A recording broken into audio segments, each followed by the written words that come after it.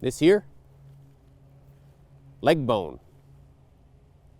Well, to give it its correct anatomical name, it's a tibia, second largest bone in the body.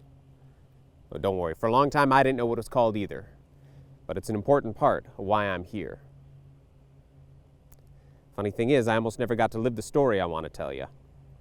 See, my pops, his name was John, served in World War II in the Army Air Force before being honorably discharged with the rank of Staff Sergeant. My mom, Eleanor, came from Wisconsin, but after they married in 1943, settled in Hempstead, Long Island, New York. It's where they started their family. First my older brother Jay, then me, my younger brother Carl, then my little sister, Anne. Well, I think Mom got kind of homesick because in the early 50s, we upped stakes and moved to a house on Elizabeth Street here in Madison. Still took lots of family vacations back to New York. I always enjoyed it. Meant I could get my favorite meal, fried clams. It was on one of those trips, though, my story almost came to an end. July 1958, we were driving back from New York. We were on the Ohio Turnpike just south of Toledo. In front of us was this old gent named Harry Grad, jewelry salesman, going into Chicago for some business. The hood to his car unlatched and popped up. He put on the brake. Kind of sudden, though. Took my pops by surprise, because we crashed right into the back of old Mr. Grad's car. Couldn't tell you what happened. I got knocked unconscious. Woke up in the hospital with a broken leg. My mother and my sister were there, but my pops, my two brothers, they both died in the crash. So they were buried back in New York. We came back here to Wisconsin. Meant I could attend East High School, my mom's alma mater. Got to be a member of the Four Lakes Yacht Club, and in the summertime I worked as a lifeguard. I always enjoyed being near the water, and it was a good way to meet some girls. Well, after I graduated high school in 1965, I attended the University of Wisconsin-Madison. Now, the war in Vietnam was really raging at that point. Student protests were going on almost every day. Students were upset that the CIA had set up a recruitment office on campus and Dow Chemical was making some flammable gel that they were going to use in the war. So, 1 year of seeing protests, I had enough. I enlisted in the United States Marine Corps. I was assigned to M Company, 3rd Battalion, 5th Marines, 1st Marine Division. Mom was not too happy with my choice, but she could see I was determined. Once my mind was made up, nothing stood in my way. So after completing my training, I was deployed to Vietnam in October 1967. And you know, training, it'll only get you ready for so much. I was not ready for what I saw over there.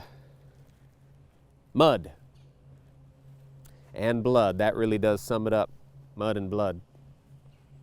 Still, I got along well with my buddies in my unit. We got real tight real fast. You had to, okay?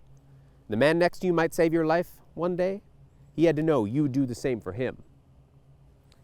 I also made myself real popular this one time. See, I snuck in a bottle of, shall we say, Southern Comfort inside a loaf of bread.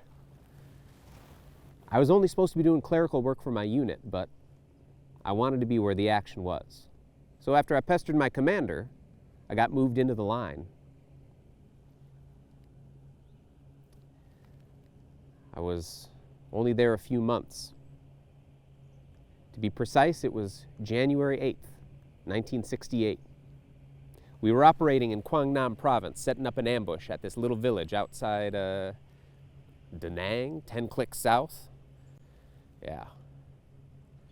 See, the Viet Cong, they would use places like that. They would hide their guns, hide their ammo, mix in with the locals. We never knew who was on whose side, so we always were a bit twitchy.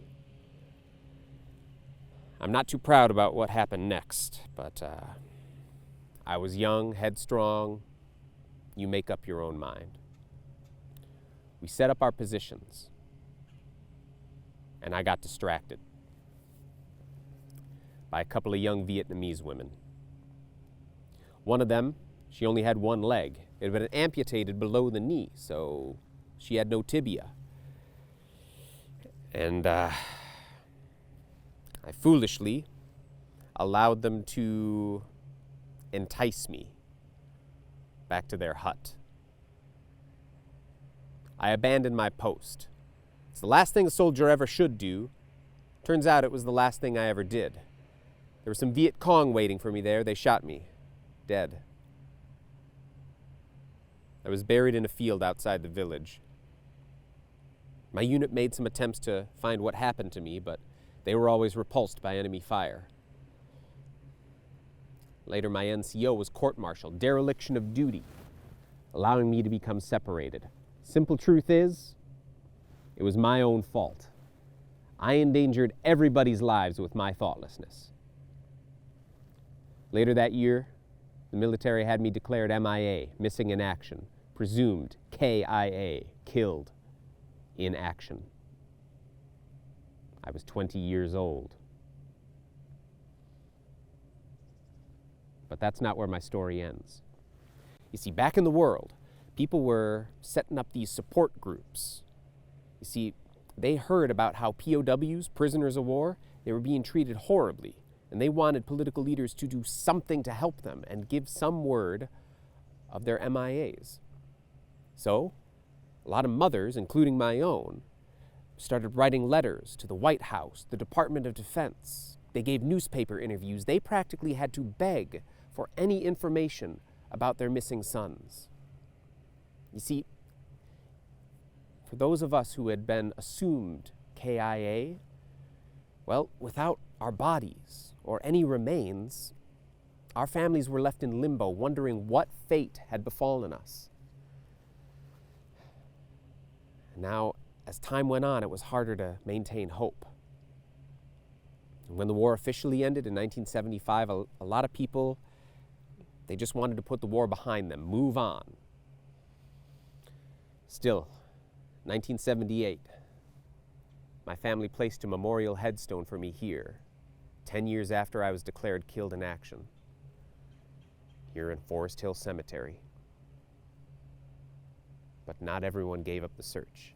See, in 1996, following a tip from an old Vietnamese woman who would help bury me outside that little village in Quang Nam province, they dug up a tibia. There were also a few uniform buttons. Those remains were shipped back to a base in Hawaii until they could be positively identified. In 2007, that's when my sister Ann supplied a DNA sample, and the remains were matched as me. And on November 19th, 2007, I was buried with full military honors beneath my memorial headstone.